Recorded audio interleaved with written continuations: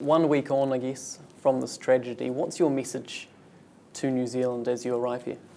The world has to take heed of what has happened in New Zealand, and the concept of a global democratic association of people, citizens' assembly, is so important today, because with strong powers and smaller powers in the world, it is simply impossible not to take heed of the goodness of the kotahitana of New Zealanders, their solidarity and their oneness.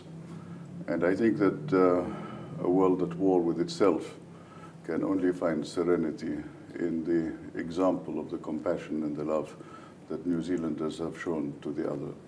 How did news of this attack reverberate in Jordan? Well, New Zealand is a utopia for many people who leave because of war, strife, unfair treatment in their home countries, and of course we are a cosmopolitan country.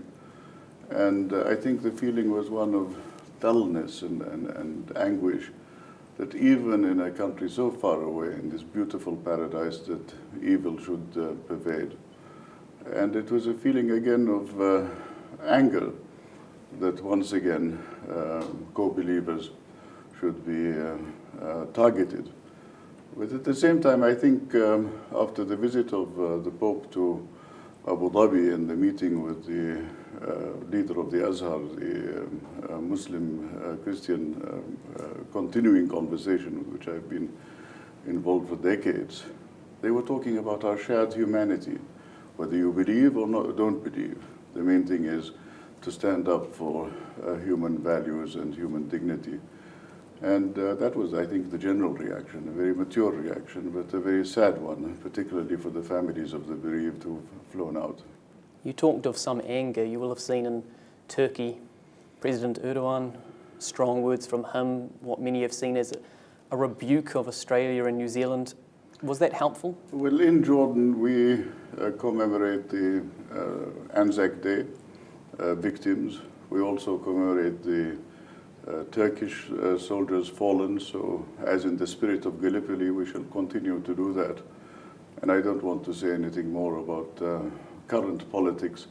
All I do know is that populism and extremism is not characteristic of New Zealand, and I think that that should shine through. I hope you will not be caught in a trap of the war of words that is a war of polarity, of hatred. I hope you will live up always to conviviality, of compassion and respect for the other. The accused gunman, of course, is Australian. The government's made a point of pointing that out, of making clear that he's not a New Zealander. But does New Zealand bear any responsibility for this sort of action? Well, I think that there is no fallible security in the world. The only fallible security is to acknowledge the fact that we are all living in a vulnerability-based approach. There is no such thing as a status-based approach. You are not safe just because you're a state. People make up that state. And proximity, of course, of Australia is something that you're more familiar with than I am. But I think that people who rise above culture and the intimacy of culture are creating their own cocoon, and would be very difficult to trace in a situation like the tragedy that we are all grieving over.